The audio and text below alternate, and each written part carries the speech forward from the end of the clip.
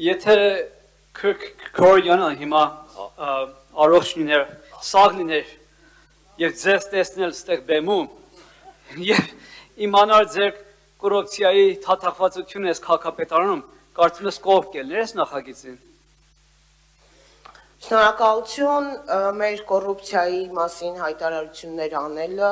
դիմեք իրավապահ համակարգին և իրավապահ համակարգը թող բացահայտի կոռուպցիաները։